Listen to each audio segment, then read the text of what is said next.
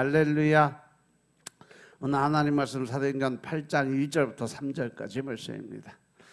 사도행전 8장 1절부터 3절 같이 합독합니다. 사울이 그의 죽임을 당함을 마땅히 여기더라. 그날에 예루살렘에 있는 교회에 큰 핍박이 나서 사도 외에는 다 유대와 사마리아 모든 땅으로 흩어지니라. 경건한 사람들이 스데반을 장사하고 위하여 크게 울더라. 사울이 교회를 전멸할세 각 집에 들어가 남녀를 끌어다가 옥에 넘기니라. 아멘. 오늘 이 본문의 말씀은 예수님을 믿기 전에 사울의 그 모습을 소개를 하고 있습니다. 이때 이 사울은 스데반의 죽음에 책임이 있고 교회가 예루살렘 밖으로 흩어지는 원인 중에 하나의 그 모습으로 살고 있었어요. 이 사울 때문에 사랑하는 교회 일원이 옥에 갇히고, 누군가는 이 사울 때문에 채찍을 당하고, 또 어떤 사람은 이 사울 때문에 생명도 잃는 사건들이 있었죠. 교회 입장에서 사울은 비방자고 박해자고 폭행자의 모습으로 살아갔어요. 그런데 누가는 이러한 바울을 소개하는데 주저함이 없이 있는 그대로 설명을 하고 있다는 거죠. 이 사울의 과거가 사울의 발목을 잡을 수도 있지만 누가는 과감하게 사울의 과오를 공개를 합니다. 오늘은 바로 그 이유를 찾아봐야 되는데, 이 누가의 젖을 방법을 살펴서 누가가 이해한 바울은 어떠한 사람인지 알아보고, 또 교회는 이 바울을 어떻게 바라봤는지 함께 이렇게 생각해 보겠습니다. 또한 이를 통해서 우리의 교회는 어떠한 교회가 되어야 되고, 우리는 어떠한 성도로 살아가야 될지 함께 생각해 보겠습니다. 시간이 지나면서 예수님을 직접 경험한 자들이 죽기 시작을 해요. 박해로 순교한 자도 있었고, 병들어 죽은 사람도 있고, 나이 들어 죽은 사람도 있었어요. 이들이 죽자 입에서 입으로 전해진 예수님에 대한 얘기는 과장되거나 왜곡되기 시작했어요. 특히 하나님이자 사람의 인간의 형상으로 오신 예수님은 로마 신화와 결합돼서 많은 오해를 불러오기 시작을 했죠. 그것 때문에 이를 바로잡고자 붓을 든 사람들이 참 많았어요. 누가복음과 사도행전의 저자인 누가도 이러한 자들 중에 하나였어요. 그러한 누가복음 1장 1절부터 4절을 통해서 우리 중에 이루어진 사실에 대해서 처음부터 목격자와 말씀의 일꾼된 자들을 전해준 그대로 내력을 저술하려고 붓을 든 사람이 많았다고 말을 하면서, 자신도 그 모든 일을 근원부터 자세히 미루어서 살피고 데오빌로 각하에게 차례대로 써 보낸다고 말을 했어요. 당시에 떠도는 많은 자료들을 취합해서 가장 적합하고 합당한 내용들을 체계적으로 정리해서 책을 쓰겠다 말을 한 거죠. 이러한 누가의 계획은 철저하게 성경이 성취되는 것에 초점을 맞췄어요.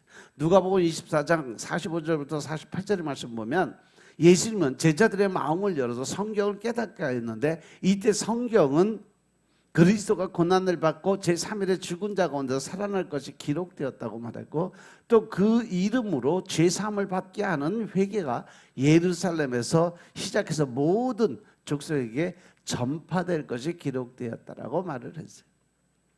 여기서 그리스도가 고난을 받고 제3일에 죽은 자 가운데서 다시 살아나는 이야기는 누가가 기록한 누가복음을 통해 소개되고, 또 예수님의 이름으로 죄사함을 받게 하는 회개가 예루살렘에서 시작해서 모든 족속에게 전파되는 내용은 사도행전을 통해서 소개가 되었어요. 즉 다시 말해서 예수님의 이 돌아가심과 부활을 통해서 하나님의 역사가 일어난다는 것을 제일 먼저 공개를 하고 대언을 한 사람이 바로 누가라는 얘기예요.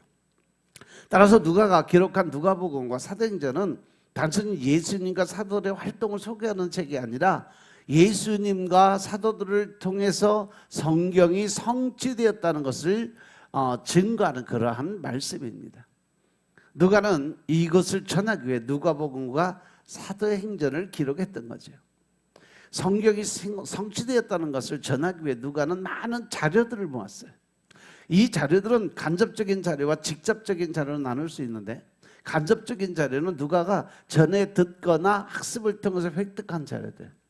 이러한 자료들은 주로 누가복음과 사도행전 전반부에 활용이 됐는데, 직접적인 자료는 누가가 직접 경험해서 획득한 자료.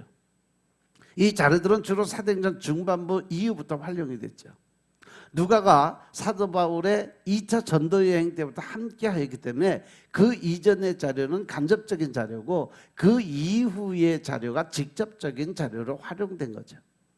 간접적인 자료와 직접적인 자료를 비교해 볼 때 보다 구체적인 것은 바로 직접적인 자료예요. 자기가 직접 체험하고 느끼고 깨닫고, 그리고 직접 보고 듣고 경험한 자료라서 전에 듣고 배운 것보다 더 많은 것을 담고 있어요. 하지만 누가의 직접적인 자료들은 누가복음은 물론이고 사도행전에서 많은 비중을 차지하지 못했어요. 누가복음 24장과 사도행전 28장 가운데 오직 사도행전 16장 이후로만 누가의 직접적인 자료가 사용이 됐다는 거죠. 더 많은 자료와 구체적인 내용을 가졌지만 간접적인 자료를 직접적인 자료보다 더 많이 사용을 했어요. 왜냐하면 이 누가의 저술 목적이 성경의 어떤 성취를 소개하는데 직접적인 자료보다 간접적인 자료가 더 필요했기 때문에, 즉 자기가 직접 체험하지 못한 성령의 역사나 또 자기가 직접 이렇게 깨닫지 못하는 하나님의 말씀을 성령님의 지시하에서 그것을 기록해 놓는 그러한 중심이었기 때문에, 그래서 누가가 가진 직접적인 자료들은 대부분 사도 바울에 관한 얘기고, 또 누가는 바울의 2차 전도여행에 합류해서 3차 전도여행을 함께 했고 예루살렘까지 동행하고 로마로 호송되는 과정에서도 바울의 곁을 지켰던 자가 바로 누가입니다. 외롭게 옥살이 할 때도 누가가 끝까지 사도 바울과 함께 했던 사람 때문에 사도 바울에 대해서는 누구보다도 이 누가가 전문가예요. 사도 바울의 동역자로 바울의 신학을 공유했고, 사도 바울의 친구로 바울과 삶을 나눴고, 바울의 의사로 사도 바울의 어떤 건강 상태를 알고 있었던 사람, 그 누구보다도 사도 바울에 대한 방대한 자료를 가지고 있었던 사람이 바로 이 누가였어요. 이때 누가는 바울의 방대한 자료를 효과적으로 사용하기 위해 두 가지를 선택하는데, 첫째는 방대한 자료 중에 어떤 자료를 선택하느냐는 거죠. 누가는 바울과 동행하면서 그가 경험한 바울뿐 아니라 사도 바울로부터 전해 들은 과거의 바울도 알게 되었어요. 바울의 가정사는 물론이고 바울의 어린 시절과 또 사도 바울이 교회를 박해했던 때와 또 사도 바울이 예수를 만나서 회심하던 순간, 그리고 바울과 바나바가 함께한 1차 전도 여행의 이야기도 모두 바울로부터 전해 들었던 사람이에요. 그것 때문에 누가는 바울의 어린 시절부터 그의 죽음까지 그가 가진 많은 자료를 취사 선택해야 했어요. 가장 효과적이고 가장 적절한 자료만 골라서 사도행전을 기록해야 됐던 거죠. 둘째는 선택된 자료를 어디에 배치할지 선택하는 거죠. 누가는 사도행전 1장 8절을 목차로 예루살렘에서 시작된 복음이 온 유대와 사마리아를 거쳐서 땅끝까지 전파되는 구조로 사도행전을 구성을 했던 거죠. 이때 예루살렘을 배경으로 한 이야기는 베드로가 중심 인물이 되고, 온 유대와 사마리아를 배경으로 한 이야기는 빌립이 중심 인물이 돼요. 그리고 땅끝까지 배경으로 한 이야기는 사도 바울이 중심 인물이 되는 거죠. 당연히 사도 바울에 대한 자료는 땅끝까지 가는 배경으로 한 이야기에 집중이 되어 있어요. 그래서 사도 바울의 1차, 2차, 3차의 전도 여행에 대해서 세세하게 증거를 했어요. 하지만 누가가 가진 이 바울에 대한 자료는 땅끝에만 국한이 되지 않았다는 거죠. 베드로가 예루살렘에서 활동할 때 사도 바울도 예루살렘에 있었고, 빌립이 유대와 사마리아로 떠나게 된 원인 중에 하나는 사도 바울에서 비롯되게 돼서 그가 떠나게 됐어요. 때문에 누가는 선택된 바울의 자료를 적절한 곳에 배치해야만 됐지. 베드로가 중심이 된 예루살렘 사역에 사도 바울의 이야기를 녹여내야 됐고, 빌립이 중심된 유다와 사마리아 사역에도 사도 바울을 등장시켜서 그가 그 복음 전도의 사명을 감당했던 이야기를 증거를 해야 됐어요. 이러한 누가의 두 가지 선택은 사도 바울의 이미지를 구축하는 데 큰 영향을 끼치게 됩니다. 예를 들어서 만약에 누가가 사도 바울의 전도 여행 자료만 선택해서 1차 전도 여행이 시작되는 사도행전 13장에서 바울을 처음 등장시켰다면 사도 바울은 혜성처럼 등장한 어떤 탁월한 복음 증거자로 인식이 되었을 거예요. 흠과 또 이 점을 찾을 수 없는 완벽한 모습으로 갖은 어려움을 극복하고 박해와 고난을 견뎌가고 끝까지 복음을 증거한 이상적인 기독교인으로 이렇게 이해가 됐을 거예요. 하지만 누가는요, 사도 바울을 이상적인 기독교인으로 소개하는데 관심을 두지 않았다는 거죠. 때문에 그보다 앞서 사도행전 9장에서 사도 바울을 등장시켜요. 사도 바울이 처음 성경에 기록된 것이 바로 사도행전 9장부터 시작이에요. 사도행전 9장이 소개하는 바울은 사도행전 3장과 정반대 모습으로 등장을 합니다. 사도행전 9장 1절 2절에 보면 사울이 주의 제자들을 대하여 여전히 위협과 사기가 등등하여 대제사장에게 가서 다메섹 여러 회당에 갈 공문을 청하니 이는 만일 그 돌을 쫓는 사람을 만나면 물은 남녀하고 결박해서 예루살렘으로 잡아오려 함이니라. 사도 바울은 사울이라는 이름으로 등장하여 교회를 박해했어요. 당시 교회는 박해로 예루살렘을 떠나야 했지만 도착한 곳에서 복음을 증거하고 교회는 유대와 사마리아로 확장이 되게 되었죠. 이때부터 이 복음주의자들이 디아스포라의 생활이 시작이 된 거죠. 각 지방으로 흩어지면서 또 그곳에 가서 또 그들이 복음을 전하는 그러한 이 역할을 감당하게 된 거죠. 이 모습을 바울은 두고 볼 수가 없었죠. 그래서 그는 대제사장이 공문을 요청해서 예수님을 믿는 자를 만나면 남녀를 막론하고 모두 체포해서 예루살렘으로 데려갈 수 있는 권한을 나한테 달라라고 요구를 했던 거예요. 이처럼 13장과 대조되는 9장만 봐도 이 사울은 교회의 적이었어요. 결국 교회와 함께 할 수 없는 그런 사람. 그런데 누가는 이 정도에 만족하지 않았죠. 이 사울을 스데반의 재판에 등장시켜서 사울의 잘못된 점을 드러냈어요. 당시 사울은 직접적으로 스데반에게 돌을 던지지는 않았지만 돌을 던지는 자들의 옷을 맡아둔 자, 즉 유대인에게 옷은 자신의 신분을 드러내는 아주 중요한 도구로 이를 바울에게 맡겼다는 것은 그만큼 이 사울이 책임 있는 자리에 있었다는 것을 의미하는 거죠. 그뿐 아니라 이어지는 사도행전 8장 1절부터 3절 오늘 말씀을 통해서 누가는 교회가 박해로 흩어지게 된 원인 중에 하나가 이 사울에게 있다는 것을 소개를 해요. 사울은 스데반의 죽음이 마땅하다고 생각했고 교회를 잔멸하기 위해서 각 집에 들어가 남녀를 끌어다 다 옥에 넘기고 때리고 또 때로는 죽이기까지 했어요. 여기서 잔멸이라는 단어는 파괴하다라는 뜻으로 보통 야생동물의 파괴적인 행동을 묘사할 때 사용이 되는 단어인데 이를 반영하면 사도 바울 즉 이 사울의 행동은 멧돼지가 포도원을 짓밟아서 황폐하게 만드는 것처럼 교회를 짓밟아서 열매 없는 것을 만들겠다는 그런 말이 되는 거죠. 그뿐 아니라 사울은 성전이나 회당에서 사람들을 체포한 것이 아니라 각 집까지 쫓아 들어가서 사람들을 체포했어요.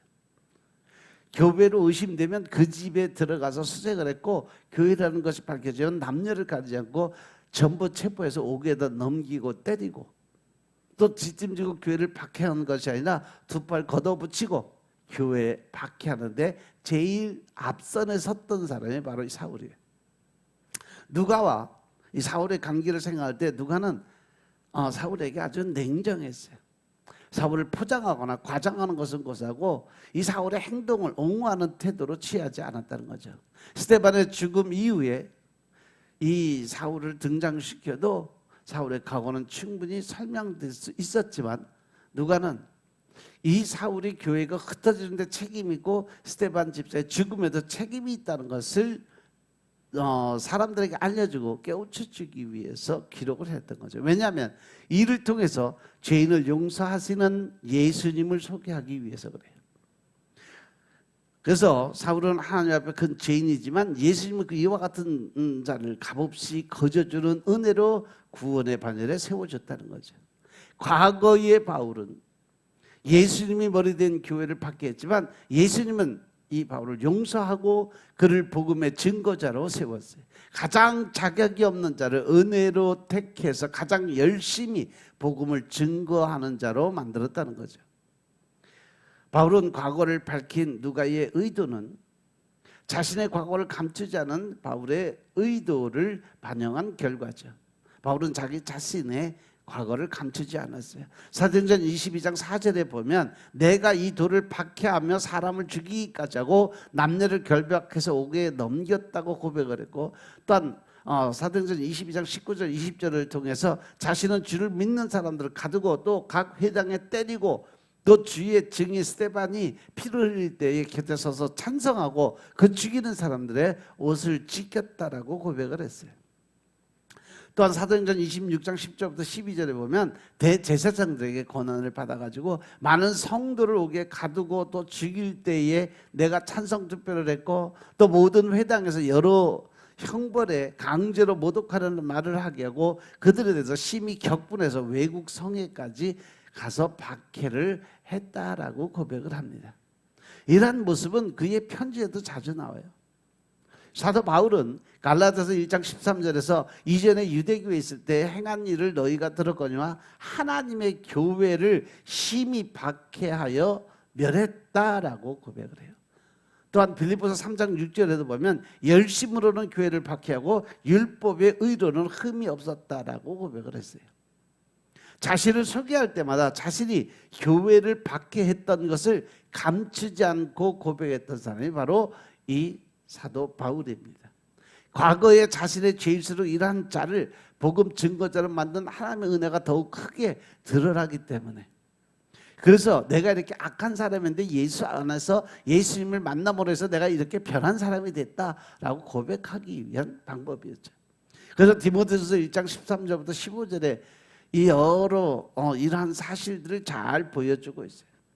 사도 바울은 자신을 전에는 비방자고 박해자고 폭행자로 소개한 후에 이때 자신이 믿지 아니할 때 알지 못해서 이러한 일을 행했다라고 고백을 했어요.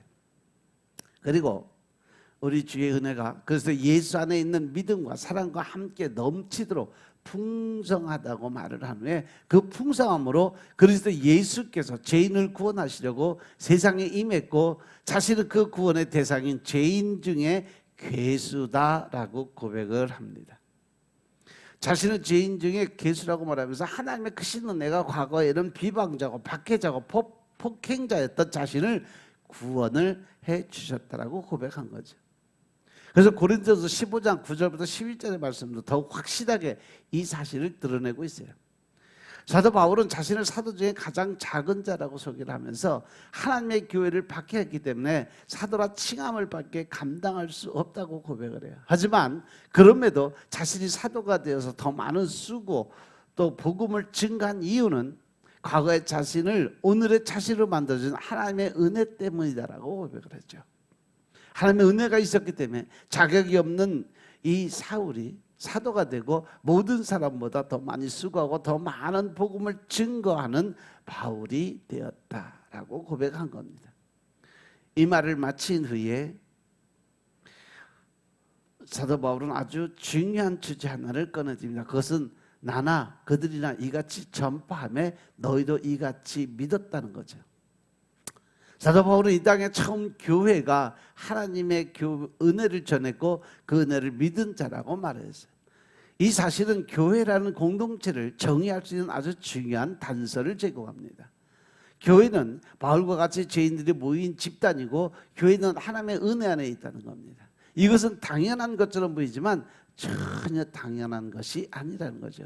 예나 지금이나 사람들이 기대하는 교회의 모습은 선한 자들의 모임이고 그들은 선한 행실로 구원에 이른다고 생각을 해요. 하지만 이 땅의 처음 교회는 정반대로 생각했어요. 교회는 이 바울과 같이 죄인 중에 괴수들이 모인 것이고 그 죄인 중에 괴수가 바로 예수님의 은혜로 구원에 이르는 곳이다 라고 생각했어요. 그래서 교회 중 일부만 이렇게 많은 구원을 받은 것이 아니라 모든 성도가 이렇게 구원을 받았어요. 모두가 죄인이고 모두가 은혜를 의지한 그러한 사람들이었어요. 그 때문에 교회에서 죄인이라는 것은 흉이 될 수가 없다라는 거죠. 살아가면서 죄 지었다는 것은 죄를 지었기 때문에 교회에 와서 회개를 하게 되는 것이 당연하다는 거죠. 오히려 스스로의 죄인임을 인정하지 않는 것이 오히려 그것이 죄다. 그것이 흉이 되는 거다.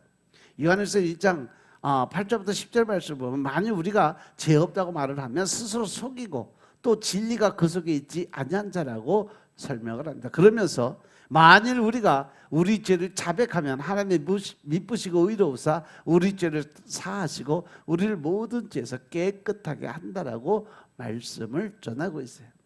하지만 만일 우리가 범죄하지 아니었다면 하나님을 거짓말하는 이로 만드는 것이니 또한 하나님의 말씀이 우리 속에 있지 않는다. 그러므로 우리가 교회가 되기 위해서는요, 무엇보다 먼저 우리가 죄인이라는 것을 깨달아 알아야 된다는 거죠.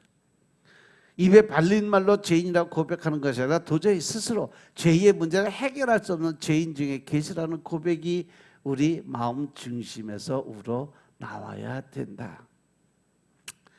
죄인 중에 괴수는요, 세상에서 절대 환영받을 수 없는 사람들이에요. 각종 살인을 저지른 사람들, 이춘재나 조두수나 유영철이나 강호선 어느 누구도 세상 사람들은 반기질 않아. 하지만 교회는 다르다는 거죠. 교회는 이러한 사람들을 받아주는 것만 아니라 두 팔 벌려 환영해야 될 자리가 바로 교회라는 성소라는 것임을 깨달으시기 바랍니다.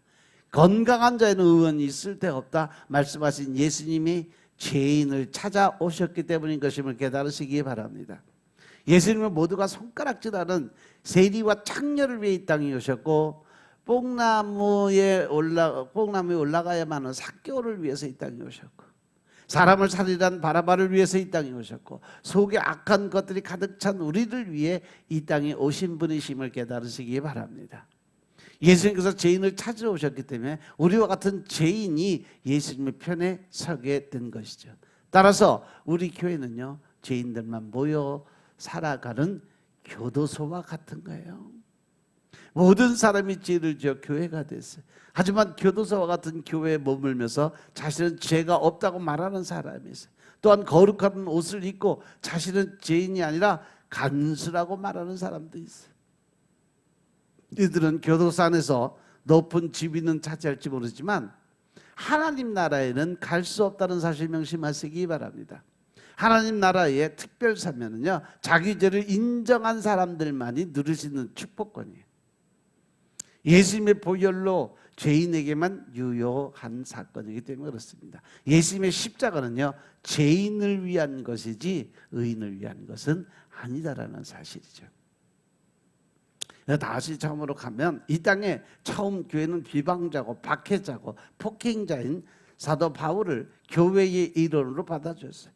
교회의 원수였던 자가 교회의 지도자가 되게 만들어 주셨어요.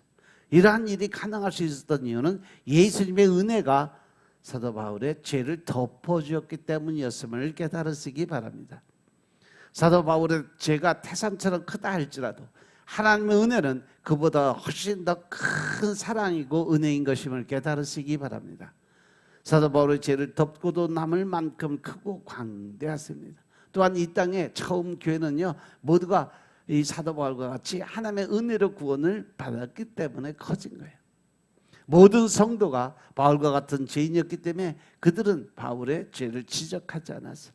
예수님 1만 달란트를 탕감하는 은혜로 자신의 죄를 덜어줬기 때문에 그들도 죄를 고백하는 바울을 용서할 수가 있었습니다. 따라서 우리는 우리의 교회가 바로 이러한 교회가 되어야 되지 않을까요? 예수님이 우리의 허다한 죄를 덮어서 구원했다는 사실을 믿어야 돼요. 오늘만 하더라도 많은 죄로 스스로 괴롭게 했지만 하나님은 우리의 모든 죄를 덮고도 남을 만큼 크신 은혜를 가지신 분이심을 믿으시기 바랍니다. 세리와 창녀를 용서하고 살인자와 박해자와 비방자를 교회로 불러주고 베드로와 같이 자신을 3번이나 부인했음에도 불구하고 그를 용서하는 것이 하나님의 은혜인 것임을 믿으시기 바랍니다. 우리의 교회는 모든 성도가 이 은혜로 교회가 됐어요. 하나님의 은혜가 아니면 결코 덮을 수 없는 큰 죄를 짊어진 삶이지만 예수님이 우리의 죄값을 십자가에서 대신 지불하였다는 사실 명심하시기 바랍니다.